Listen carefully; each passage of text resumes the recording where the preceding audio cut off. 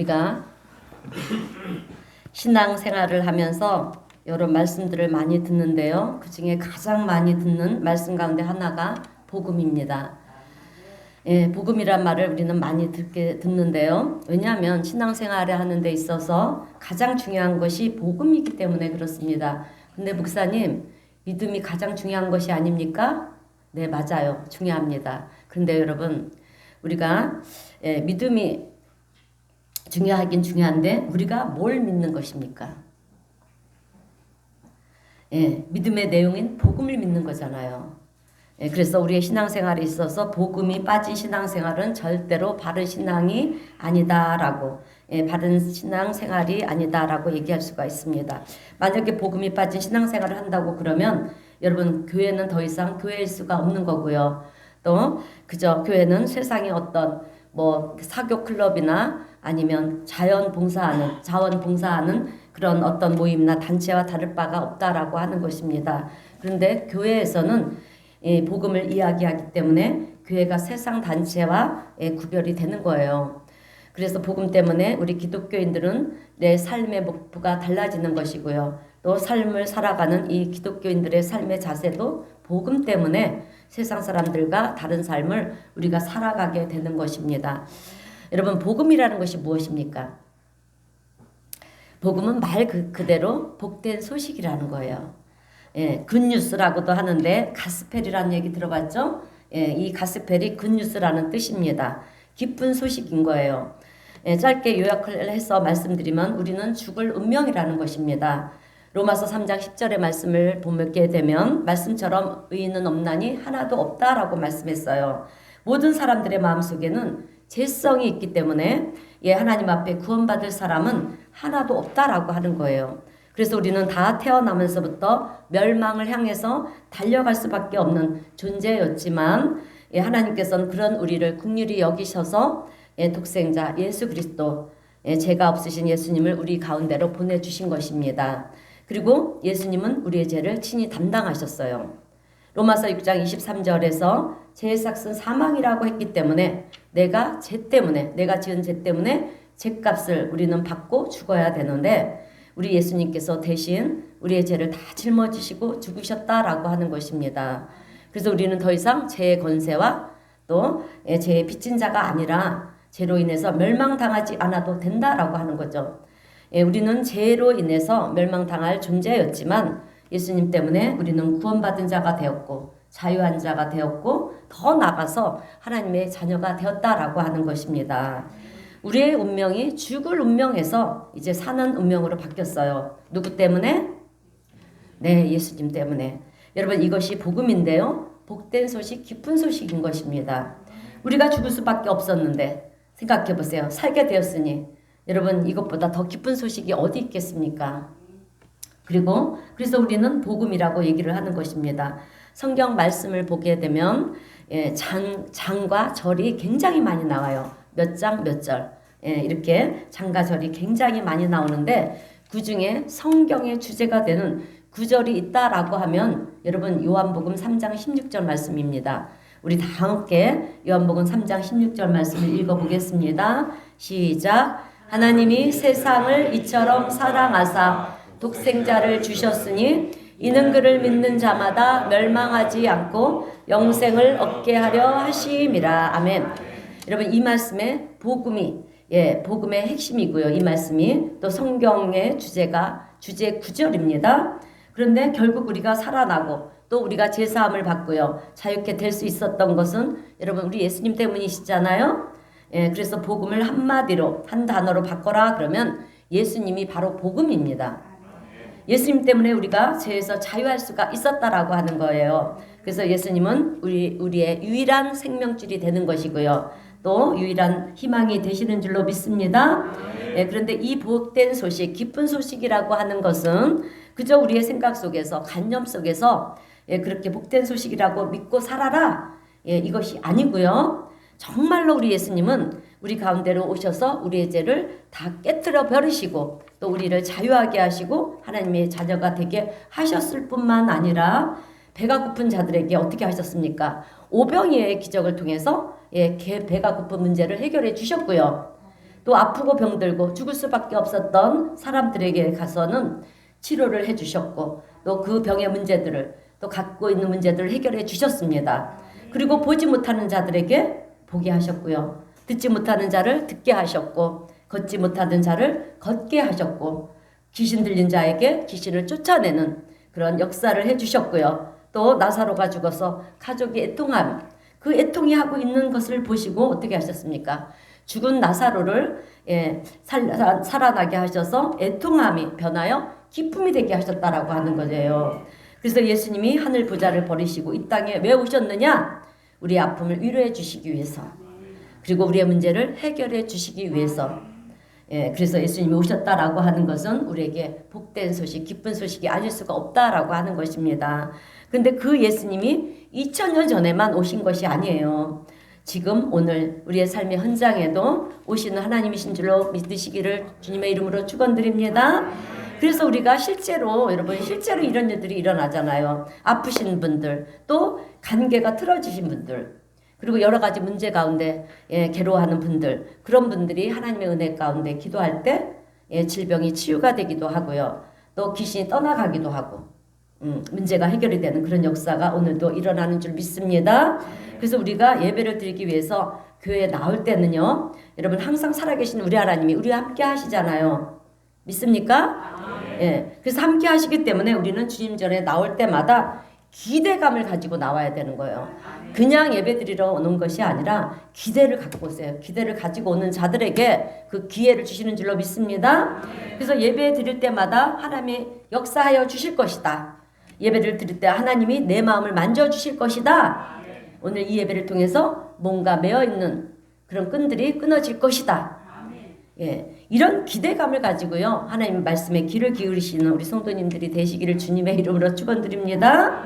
그럴 때 하나님의 역사는 이루어지는 거예요. 어느 순간 어느 때 우리의 길이 활짝 열려질지 모릅니다. 여러분. 그래서 오늘 본문의 말씀도 보게 되면 이사야 선지자의 예언의 말씀을 보면서 이렇게 얘기를 하는 것입니다. 복음에 대해서 얘기를 하는데요. 18절 포로된 자에게 자유를 눈먼 자에게 다시 보게 하고 늘린 자를 자유롭게 하는 것 이것이 복음이라는 거예요. 여러분 포로된 이 사람에게는 자유를 얻는 것만큼 더 기쁜 소식은 없습니다.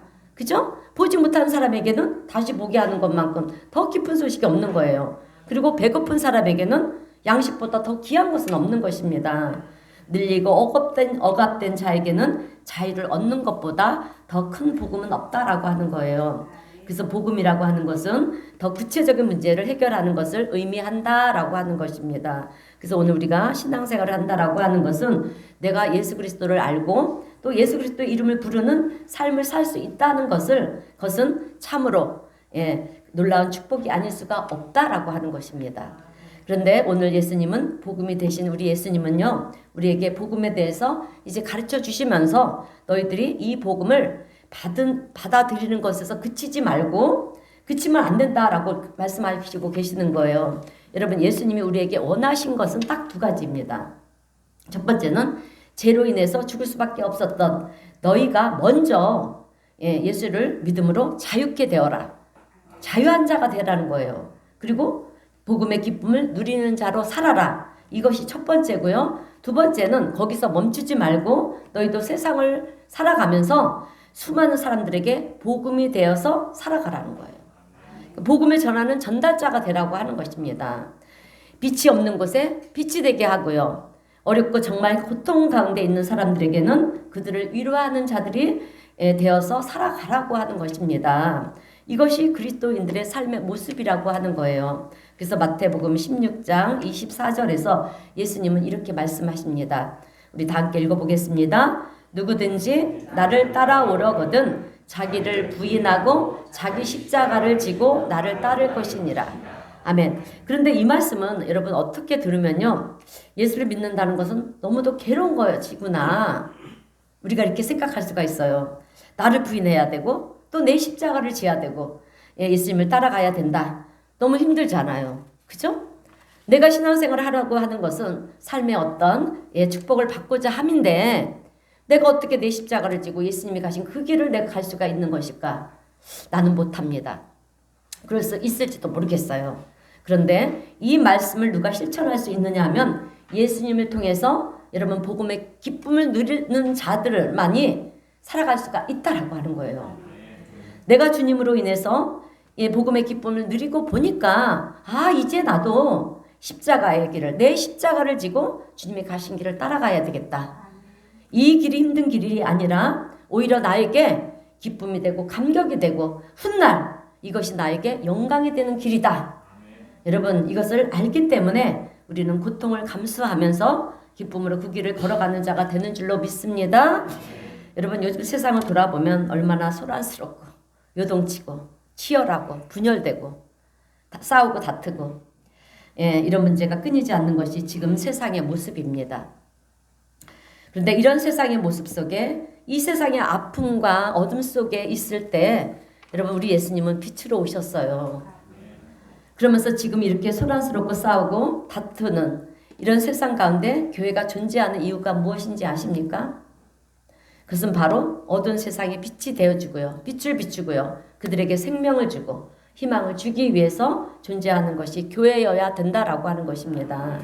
냉전 시대가 끝난 지 오래가 됐는데도 불구하고 지금 지구촌에는 전쟁이 일어나고 있어요. 전쟁을 하면서 서로를 증오하고요. 서로를 죽이고 자기네가 옳다고 얘기를 하고 여러분 한 사람의 생명이 얼마나 귀합니까? 그죠? 주님께서도 천하보다 귀한 것이 한 영혼이라고 말씀하지 않았었습니까? 생명의 가치라는 것이 전쟁이 일어나고 나면 생명의 가치는 정말 아무것도 아닌 것이 되고 만다라고 하는 거죠. 그런데 우리 한국 사회도 마찬가지라는 거예요. 얼마나 서로를 증오하고 서로가 옳다 그러고 어쩌자는 것인지 모르겠어요, 여러분. 오늘날 교회가 얼마나 여러분 적대감이 지금 그게 달하고 있는지 모르겠습니다. 이런 모습을 여러분 우리가요 영적인 분위기로 살펴볼 때 우리 성도님들이 가만히 한번 생각해 보세요. 영적인 분위기로 이 세상을 볼 때 지금 이 나라를 지배하고 있는 것이 영적으로 볼 때 성령님이 다스리고 있다고 생각하십니까? 아니면 악한 영이 붙잡고 있다고 생각하십니까? 여러분 악한 영이 분열을 시키는 거예요. 그래서 이럴 때일수록 교회는요. 교회의 역할을 감당해야 됩니다. 악한 영은 분열이 되게 만들어요. 그러나 성령은 하나가 되게 만듭니다. 그래서 성령이 하나 되게 만드는 곳이 어디냐? 교회예요. 그래서 교회는 나라와 민족을 위해서 하나가 되도록 기도를 해야 되는 거예요, 여러분. 그런데 어떻게 보면 한편으로는 세상에 이런 아픔을 볼 때 하나가 되지 못하고 분열이 되고 있는 것을 볼 때 여러분 솔직히 교회는 반성을 해야 되는 것입니다.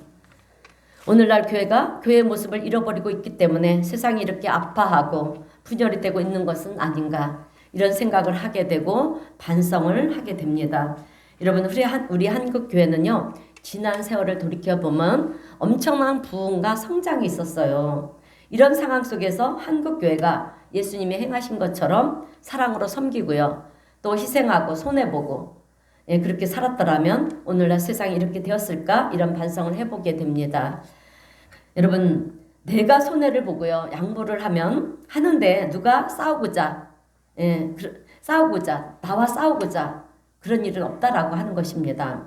내가 하나라도 더 가지려고 그럴 때 싸움이 되는 거지. 내가 양보하고 내가 손해를 보고 내가 그 사람들을 사랑하고 섬겨주는데 누가 나한테 싸우고자 덤벼들겠느냐라고 하는 거예요.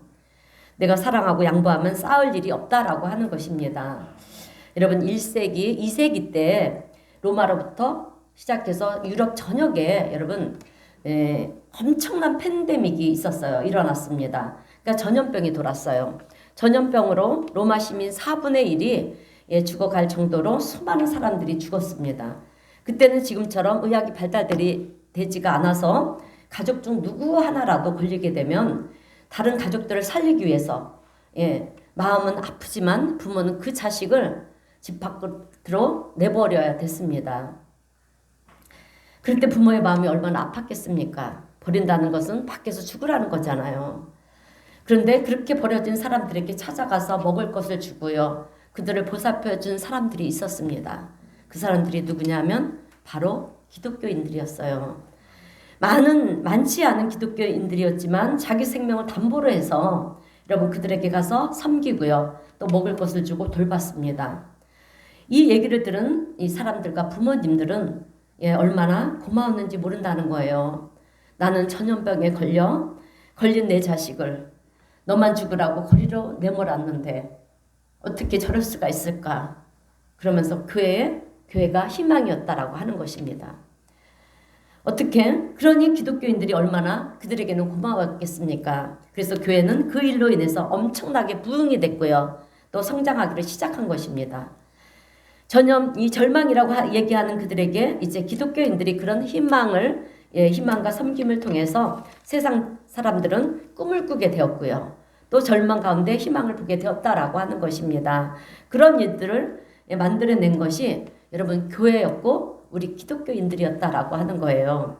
그런데 오늘날 우리 한국교회는 교회가 많이 세워졌는데도 불구하고 세상 사람들은요 교회를 바라보면서 더 이상 꿈을 꾸지 않고요. 희망을 이야기하지 않고 있다라고 하는 것입니다. 왜 그럴까? 어떻게 보면 교회가 교회로서의 역할을 제대로 감당하지 못하고 있기 때문은 아닌가 이런 생각을 하지 않을 수가 없습니다. 여러분 사람들은 삶을 살아가면서 시시비비 가리는 것을 좋아해요.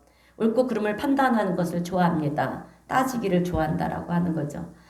그런데 이 시시비비를 가리기 시작하면 여러분 분쟁은 항상 일어날 수밖에 없습니다. 나는 옳고 너는 틀리다. 그러면 이 얘기를 들으면 수긍할 사람이 어디 있겠습니까? 아니야, 내가 옳고 네가 틀린 거야. 이렇게 바로 맞대응할 것입니다. 그래서 옳고 그름을 따지는 것은 분쟁이 일어날 수밖에 없다라고 하는 거예요. 근데 사랑으로 섬기는 곳에는 항상 평화가 오고요. 평화가 있고 화해가 일어나고 있는 줄로 믿습니다. 요즘 저는 잠언서를 묵상하고 있는데요. 잠언서에는 재미있는 표현이 있어요. 그 말씀이 잠언 19장 6절인데 우리 함께 읽어보겠습니다.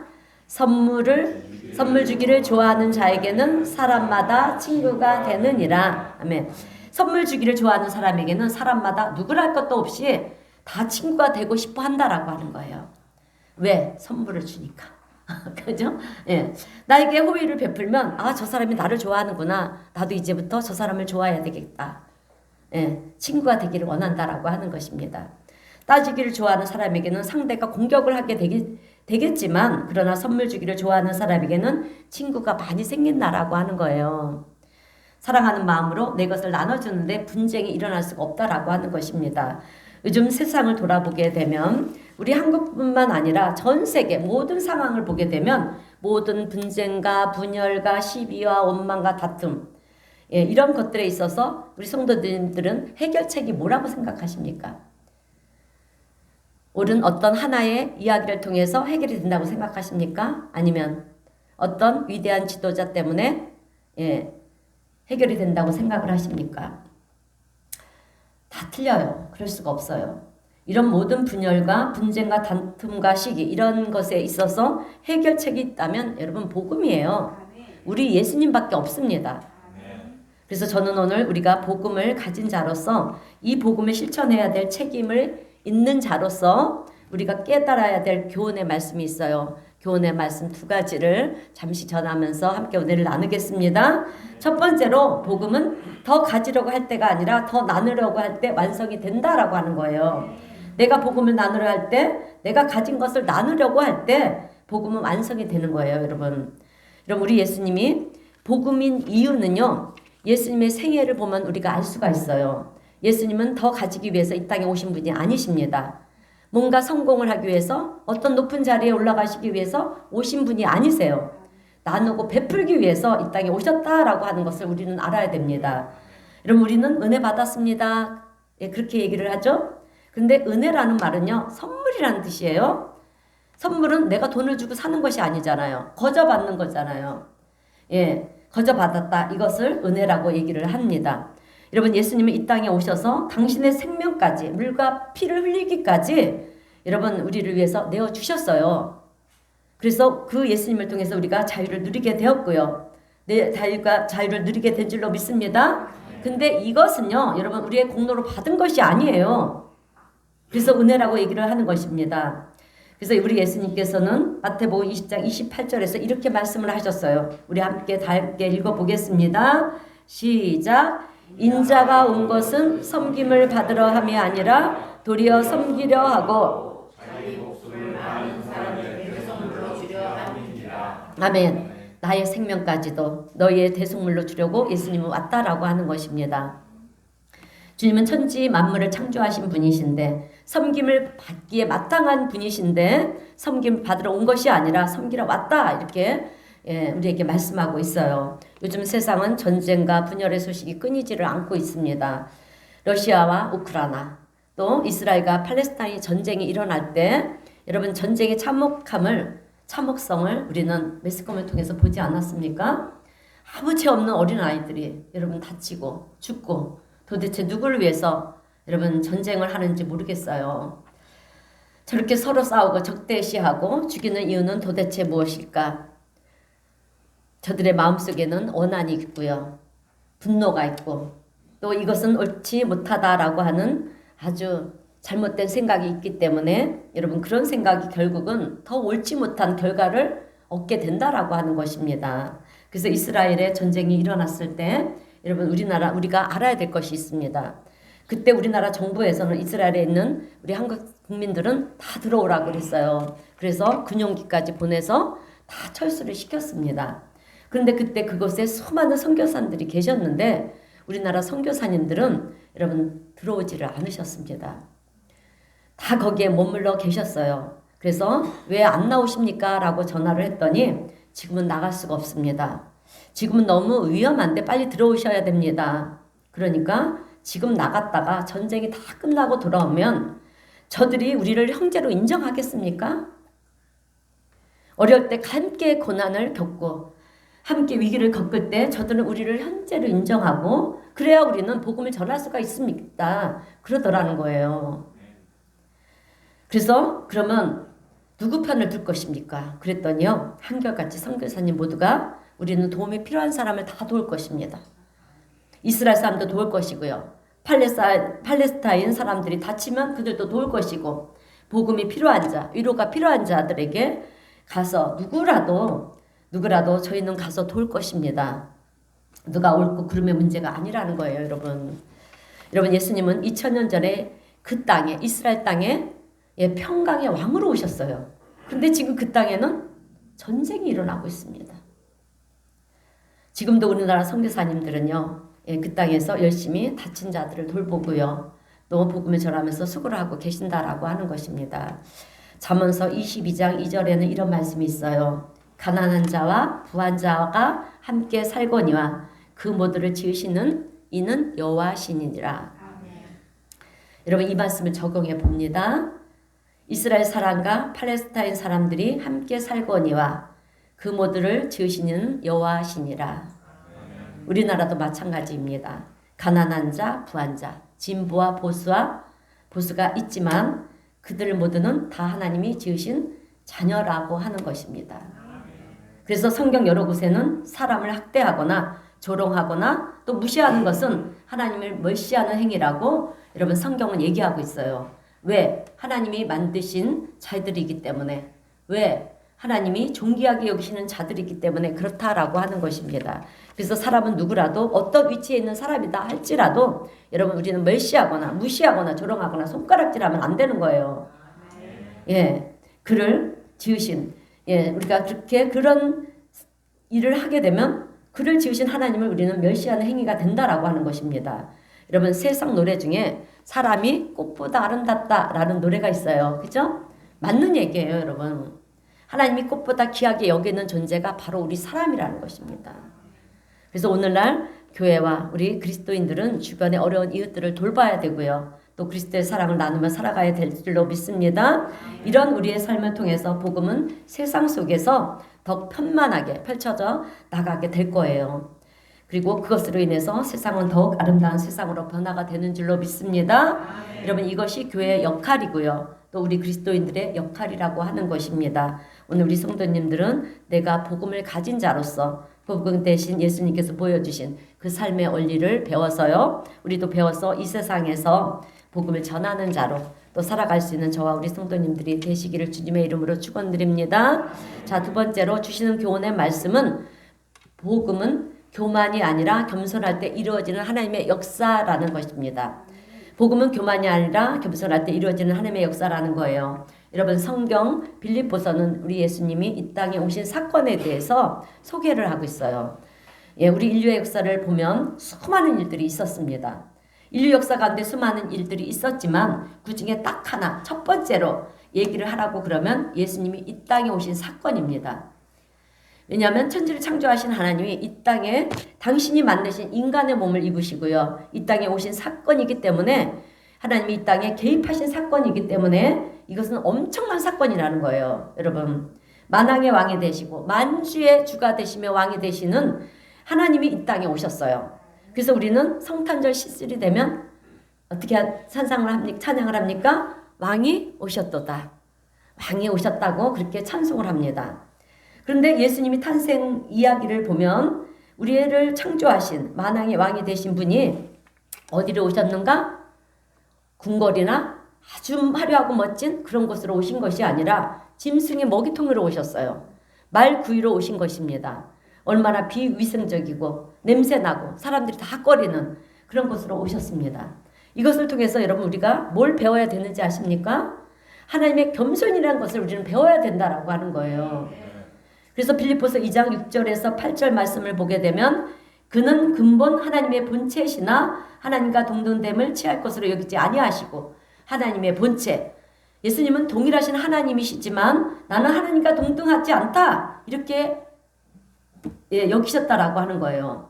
오히려 자기를 비워 종의 형체를 가지사 종의 모습으로 오신 것입니다. 사람들과 같이 되셨고요. 사람의 모양으로 나타나사 자기를 낮추시고 죽기까지 복종하셨으니 곧 십자가에서 죽으심이라. 이 말씀을 통해서 하나님의 겸손이 뭔지를 보여주고 계시는 것입니다. 여러분 우리는 팔이나 목이나 벌레 같은 존재를 여러분 얼마나 하찮게 여깁니까? 그죠? 네, 그래서 뭐 여름에 모기, 파리 그냥 뭐 죽이는 거는 그죠? 네, 우리가 쉽게 하죠. 목숨을 존중히 여기지 않잖아요. 하나님 보실 때 우리 인간도 똑같은 존재라는 거예요. 그러나 우리 인간은 말구에서 여러분 태어나지 않았다라고 하는 것입니다. 그러나 하나님은 말구에 늘 정도로 낮아져서 오셨다라고 하는 거예요. 이렇게 하나님께서 겸손을 보여주신 이유는요. 우리에게 겸손의 본을 주시기 위함도 있지만 또 하나는 모든 사람은 존경받아 존중받아 마땅하다라고 하는 것을 보여주시기 위함이라는 거예요. 사람은 누구나 겸손한 사람을 좋아해요. 교만한 사람을 싫어하죠. 교만한 사람 좋아하는 사람 있습니까? 없어요. 그런데 신기한 것은 여러분 우리는 왜 자꾸 교만하려고 그러는지 모르겠다라고 하는 거예요. 존중받고 싶어하는 그런 마음이 있으면 우리가 겸손하면 존중받을 텐데 우리는 교만한 자를 싫어하면서도 그 교만한 자리에 있고 싶어 한다라고 하는 것입니다. 그 이유가 도대체 뭘까요? 여러분 그것은 아마도 우리 안에 인정받고 싶어하는 그런 욕구가 있기 때문에 그런 것이고요. 세상을 살면서 비굴하게 살고 싶지 않고 나도 한번 존경받는 그 자리에서 큰 소리도 한번 쳐보고 싶고 내가 너보다 좀 낫다, 우월하다. 예, 이것을 입증해 보이고 싶기도 하는 그런 욕구가 있기 때문이라는 거예요. 사람이라면 사실 그런 욕구가 다 있습니다. 그렇지 않습니까? 우리도 어떤 높은 위치에 서 있고 싶지 않아요? 그래서 큰 소리도 한번 치고 싶지 않습니까? 예, 존경받고 싶고요. 그러나 여러분 우리 그리스도인들은 그런 방식으로 살면 안 된다라고 하는 거예요. 하나님이 겸손하셨던 것처럼 우리도 겸손해져야 된다라고 하는 거예요. 그래서 우리 예수님도 그렇게 하나님과 동등됨을 취할 것으로 여기지 아니하시고 낮아지셨습니다. 아주 겸손한 모습으로 겸손한 모습을 가지고 오셨다라고 하는 거예요. 그랬더니 여러분 어떻게 되셨습니까? 빌립보서 2장 9절 10절을 보면 우리 다 함께 읽어보겠습니다. 빌립보서 2장 9절 10절입니다. 시작. 하나님이 그를 지극히 높여 모든 이름 위에 뛰어난 이름을 주사 하늘에 있는 자들과 땅에 있는 자들과 땅 아래에 있는 자들로 모든 무릎을 예수의 이름에 꿇게 하시고 아멘. 예수님이 낮아지고 겸손해지시니까 하나님께서 높으셨다는 거예요, 여러분. 우리도 마찬가지라는 것입니다. 우리도 하나님의 영광을 위해서 낮아지고 겸손한 자가 되면은요, 하나님이 우리를 존귀한 자로 세우시고요. 세우시는 것을 우리는 경험하며 살게 되는 줄로 믿습니다. 오늘 교회가 그래야만 된다라고 하는 거예요. 세상 속에서 그 많은 자리에 서 있으려면 안 된다라고 하는 것입니다. 세상 속에서 통치하는 자가 되면 안 된다라고 하는 거예요. 하나님은 복음의 증거자가 되어야 할 교회를 통해서 일하시기를 원하시는데 우리가 교만한 자리에 서 있게 되면 여러분 하나님은 우리를 들어 쓰실 수가 없다라고 하는 거예요. 여러분 우리는 복음 대신 예수님을 영접함으로 인해서 많은 축복을 받았어요. 축복을 받았습니다. 제일 먼저 무슨 축복을 받았습니까? 네, 맞아요. 여러분 다 대답하는 게 정답이에요. 여러분 제사함의 축복을 받았습니다. 구원함의 축복도 받았고요. 예, 하나님의 자녀가 되는 권세의 축복도 받았습니다. 그리고 영원한 생명, 영생의 복도 받았잖아요. 그죠? 예, 그래서 우리가 너무 감사한데요. 그것보다 더 감사한 것이 있어요. 그것은 앞으로 내가 복음을 전할 자로서 살 수 있게 되었다는 이 사실이 더 감사할 수 있는 우리 성도님들이 되시기를 주님의 이름으로 축원드립니다. 그래서 제가 오늘 세 가지를 제안하려고 해요. 예, 이 세 가지 꼭 지키시기를 바랍니다. 예, 우리가 복음을 받은 자로서 지켜야 될 세 가지. 그 첫 번째는 오늘부터 우리 양보하며 삽시다. 아멘? 할 수 있죠? 하실 수 있죠? 예, 내가 먼저 대접받으려고 하지 말고요. 항상 남을 먼저 배려하세요. 왜냐하면 그것이 처음 보는 사람에게 베풀 수 있는 하나님의 사랑이에요. 아멘. 두 번째는 내 주장을 하지 말고 들으려고 합시다. 네, 한마디라도 내가 더 하려고 하지 마시고요. 들어주는 거예요. 그리고 세 번째는 사람은 누구라도 존귀하게 여깁시다. 예, 여러분 사람은 높은 자 낮은 자 없어요. 누구라도 존귀하게 여기셔야 됩니다. 사람이 멀시하고 조롱하고 비난하는 것은 누구를 비난하는 거라고 말씀했습니까? 네, 하나님을 비난하는 거예요. 그래서 사람은 누구랄 것도 없이 다 교회를 안 다니시는 분이다 할지라도 예, 우리는 그들에 대해서 존중하게 여겨야 될 줄로 믿습니다. 왜냐하면 그들도요 하나님의 자녀이기 때문에 그래요. 하나님의 창조물이기 때문에 그렇고요. 하나님이 귀하게 여기신다라고 하는 것입니다. 그래서 우리는 그들을 또한 귀하게 여기는 것이 마땅하다라고 하는 거예요. 우리가 이런 모습으로 살아가게 될 때 하나님은 우리를 통해서 여러분 놀라운 일들을 이루어 가실 것입니다. 오늘 우리 그리스도인들이 그런 모습으로 세상을 살아가게 되면은요. 그런 우리 그리스도인들로 인해서 여러분 세상은 따뜻한 세상이 될 것이고요. 또 살만한 세상이 될 줄로 믿습니다. 오늘 우리 은혜사랑교회 성도님들은 복음의 기쁨과 감격을 소유한 자이지 않습니까? 예, 소유한 자로서 이제는 예, 이 사랑과 감격이 내 안에만 있으면 안 돼요. 예, 이 감격을 사랑을 세상 속에서 나누며 살아갈 수 있는 복된 우리 성도님들 모두가 되시기를 주님의 이름으로 축원드립니다. 네, 기도하겠습니다. 사랑과 은혜가 풍성하신 하나님 아버지 은혜에 감사합니다. 예수님은 우리에게 오셔서 기쁜 소식이 되어 주셨는데 하나님 오늘 우리도 교회도 세상 속에 복음이 되게 하시고 그로 인하여 우리가 양보하며 살게 하시고 들어주며 살게도 하시고 또 사람을 존귀하게 여기며 살아갈 수 있는 하나님의 사람들이 다 되게 하여 주시옵소서. 그래서 우리의 삶이 이 땅에서 하나님의 기쁨이 되고 영광이 되며 또 복음을 소유한 자로서 복음의 통로들이 다 될 수 있도록 하나님 역사하여 주시고 은혜 베푸시고 축복하여 주시옵소서. 주님께서 우리 성도님들과 늘 함께 하시면서 붙들어 주시고 인도하여 주심을 믿고 감사드리오며 예수님의 이름으로 기도드리옵나이다. 아멘. 네, 우리 찬송가 212장 찬송하겠습니다.